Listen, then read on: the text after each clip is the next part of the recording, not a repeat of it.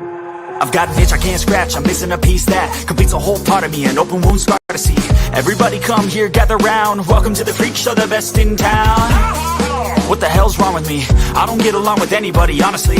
I've been living in my own head constantly, thoughts jumbled round, think I need a new lobotomy. Wait, all these thoughts are too negative, I don't wanna get lost in the sedative. Gotta show them what I got, I'm competitive. You know I'm about to go off, I won't let them win, I'll take a stab. I wanna chase the bag, I wanna weigh, I can change all the things I lack. I gotta face the facts, I got a taste in that. Got me obsessed with the rest, I got an itch to scratch. No way now, I'll give up everything. I don't take more. If I could see my dreams, I'll make things right. 'Cause I'll do anything to make one a reality. Don't let go, don't let go. I'll make things right. 'Cause I'll do anything to make one a reality. I just wanna find a way out, sick of the venom in my brain. Running from the past, wanna escape my pain. I just wanna be a better person, I deserve this. I just wanna break these chains. Always destined for greatness, true to myself, I never fake it. Seen too many once that I so they get famous. And when I say the truth, most really can't take it. In spite of everything I've been through, I'ma make it. Fake friends, but on my downfall is toxic. Day one, started to outlaws for profit. Now all I do is write verses, no talking. All I do is put the work in, no option. This was everything I ever wanted. Created a legacy off of me, just being honest. And the fake ones hate, but it's all to no avail. They wanna see me lose, but you know I never fail.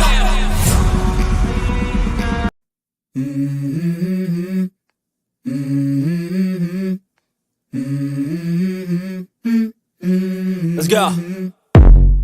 I wake up to a little bit of drool on my pillow, feel like it's gonna be a bad day.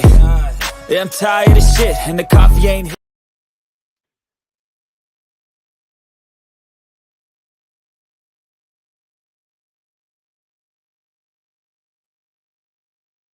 Well, guys, it's another Thursday night here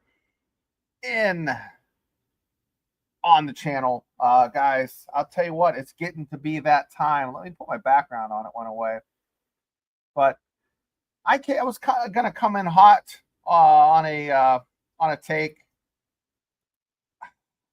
with Rich Rod. I was going to go, heavy in the paint with old Rich Rod. And I was all ready for the show. I knew exactly what I was going to do, how I was going to, present it. And because Rich Rod said something that kind of irritated me. And I'll share exactly where I was at. But as I started reading, watching more of the pressers that he was at, he does say the same thing, but it's sincere. So it kind of took the edge off. So I'll tell you why I was irritated. And then I'll tell you what he said to make me feel a little bit better. Okay. First of all, Rich Rod's been the coach now for 7 months, 6 months and some change. With that, he still seems to have the same, oh gosh, guys, it's so good to be back. I didn't think I would be here. I'm sick of hearing that. And it started to get on my nerves. Now, mind you, last week and still this week, I'm still excited when that ball is kicked off. But in August, we're 45 days away, maybe some change. When that happens, and I go into Morgantown at 8 a.m. and start tailgating, I'm going to be excited to see Rich Rod. But I'm a little bit tired of hearing him say the same thing over and over. Now, I understand these are pressers. And he's going to tell the same story about how he feels like Forrest Gump and he's going from place to place. He started in the desert, went to the mountains. I get that, okay? But then I start thinking about it. When I was also getting ready for the show, because we're going to talk about the ratings for the players. And I was doing some research on how they do the ratings for the players. And, there was a news article that 46 players were omitted from the video game. The reason being, it's simple. There are 50 players that were not present for spring ball that are on the roster. Imagine that. Rich Rod is basically turned into a JUCO coach. He, and that's the way it is for college ball across the board. And you kind of hope that next year he won't lose as many players. You're still going to lose a truckload. Start thinking a little bit about that and how he has to hustle to kind of get these ball players in town. But what sold me, and I'll share with you, I have some notes here. What exactly he said in a recent interview on the 365 when he was talking about Noel Devine and how literally that everybody and their uncle was recruiting this kid. Well, not a kid, now he's in his 30s. And that, how he's a freak athlete. And then he went on to say that, that everybody kind of backed off because they didn't think Noel Devine was smart enough to pass the test. Rich Rod said something that struck a chord. Like, he had a tough upbringing, and they finally signed him. I guess they had to jump through some hoops. It wasn't on signing day. It was 30 days later. The window was about to close. And, he went on to say that, he literally had Noel Devine go to Kinko's. And they did some fax and back and forth to get the paperwork done. And that's how the Mountaineers got the highest most highly rated recruit in Mountaineer history to come into Morgantown. And we all know what happened after that. So, shout out to Kinko's. I don't even know if Kinko's is around, but if it's around, shout out to Kinko's. But, 4,000 yards later, he did graduate. So, I'll tell you what, guys. I still am a little irritated by if I were Rich Rod, I'd say, listen, guys, I've been here 7 months. It's not new anymore. I got my feet under me. I already know where, and he says this. He says he knows where everything's at.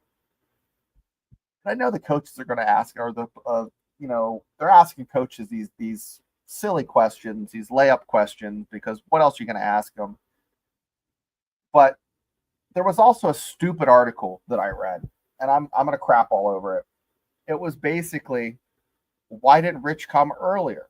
Well, I don't need 45 minutes to pontificate on why. Because 6 months ago, West Virginia was split on whether they're willing to forgive Rich Rod or not forgive him. And I think it's kind of, some of those folks that had, hard feelings have kind of softened because, I was one of them. The interview, when he did that presser where he was introduced and, he was so sincere. I was just like, oh my gosh, that's amazing. So here we are 6 months later, still talking about the same crap and just, churching up so the nation can kind of hear it, because it's already been pushed out to all of us in Mountaineer Nation. But, it is what it is. So let's go to the chat, say hello to some folks. And this is the live show. If you have anything, hit me up. But Tim Green, thanks for tuning in. I saw you in here earlier. But guys, what is up with this video game? It looks, I'm not going to show any videos because I don't want to get demonetized or anything, but we all know what the old NCAA football game looked like. This one looks like hot garbage. Rich Rod looks like he has like some sort of bad foundation. Like he went to the department store and had someone do some makeup on him, and not that he looks like that in the media days, but this was just on the video game. But the video game has, I will share this, some interesting stats for our guys. I can pull it up here if I still have it. Well, I didn't shut it down. We have some guys that are ranked in the 70s,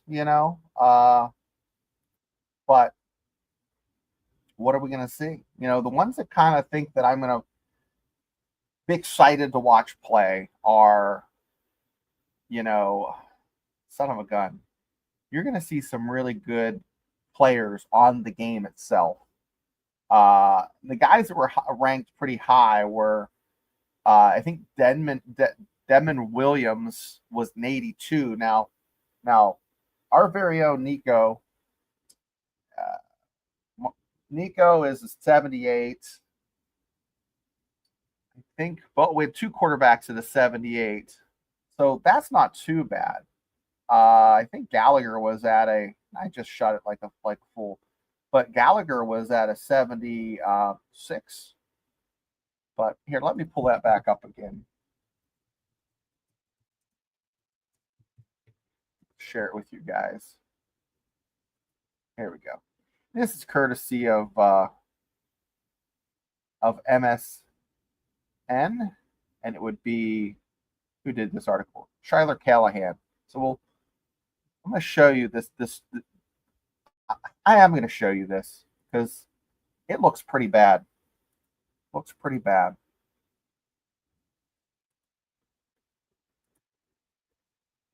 This is what I've seen Madden look better than this. It just seems like the college football game doesn't have the clarity and like the glossiness in the eyes. But anyways, who gives a care, right? Here's what we're interested in. So I was wrong, 76. So Nico and Jalen are 76. Max Brown's a 74. Khalid Williams is 73. Jaheim White is an 89. We don't have any players in the 90s. And Jaheim is one of two players that are 89s. Myron Willis is 81. He's a generated player. Okay. That's because they put him in. Edwards is 80. Cam Vaughn is 83. Gallagher's is 79. Jaden Bray's is 78. Preston Fox is 76. Grayson Barnes is 83. Our offensive line, our left tackles are in the 60s to 70s. Got Malik Agbo is 78. Young Bear is 81. Carson Lee's is 79. I think Crawford's rated low for 76. I saw that kid in January, and he has to be 6'3", 320. He's ginormous, guys. Now, how do they rate this? How do they do this? That was the question I wanted to answer. So what they do is there's multiple categories that they use to determine what the score is. So first of all, of course, they use speed, right? They use speed. They want to see what the court. They do agility drills. They have all of this quantitated and into a formula, and then they just generate the number. How they get this when the kids are transferring frequently, I don't know. That's the big question.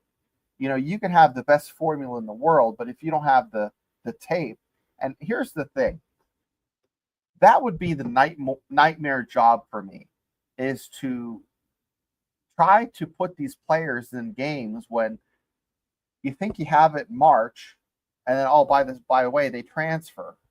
That has to be absolutely horrendous. I mean, come on, it has to be terrible. But there's like 5 categories. There's the special teams, defensive rating, offensive rating, and general attributes. So, what are the general attributes? Well, that would be speed, strength, agility, and of course, awareness. Awareness controls your off-ball intelligence, and agility is probably that left toggle button where you can cut and juke. Strength is shedding tackles and blocks and tackling. Speed is your breakaway speed. Now, offensive ratings, that's the throw power, accuracy, for receivers to be route running, for run block, as pass block, whatever. Now, defensive rating, will be your man and zone coverage, how good they are in pursuit, your hit power, and the special teams, it's the kick power, accuracy, and return ability. Now you can go in from what I've read and you can change it manually, but I think you can only do that in dynasty mode.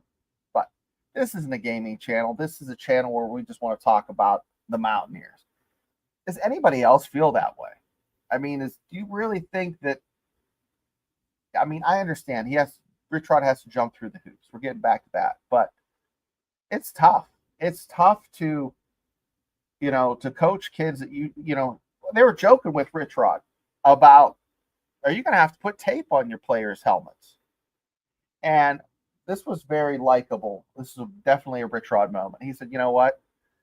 The best way for me to remember these kids' names is to get mad at them. So I thought that was good. And the interview, if you need to watch the interview they did with Rich Rod on Sports 365 is pretty good. It's worth a watch. It's about 15 minutes. It's good. Brian Josniak is having, on another note, Brian Josniak is having his Legends thing. He does a thing every year where he raises money for charity. So, look him up, check it out. He was a guest on our show with me and Joey last year, and he definitely wasn't a fan of the black uniform.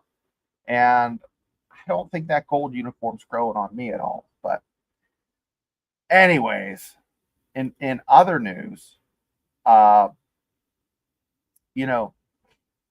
doing a roster, a West Virginia roster series on some of these websites. And I think it's Mike Alstey's. But they touch on players every week. And, I've talked about this to no end. It's like beating a dead horse. It's the roster roller coaster. And it's like, how do you stay current? How do you build that relationship? Not that the players, but you actually know the names and faces of the players. Not that they're coming to your door and having spaghetti with you, but you do have Nico and Jaheim. Jaheim White and Nico Markiel are coming back. Now CJ Donaldson left, and that's a huge void. And I wish him the best. And here's the thing: these kids are young, and they're given an opportunity. And unfortunately, there has to be. So if you have a congressman or anybody to reach out to, please let them know there needs to be some sort of regulation, because it's not bad for college football. It's horrible for these players, because they think they're getting 50, 100 grand. It's not helping them when they move from place to place. It's not helping the college. It's not helping the player, and it's definitely putting a crap product on the field, in my opinion. So, getting back to Nico, I mean, he did see a lot of playing time in 23 and 24. And that was basically backup play. So, guys, with that, I want to ask you a couple more questions. I was talking to someone at work today about scheduling. Yeah, we're talking about scheduling July 10th.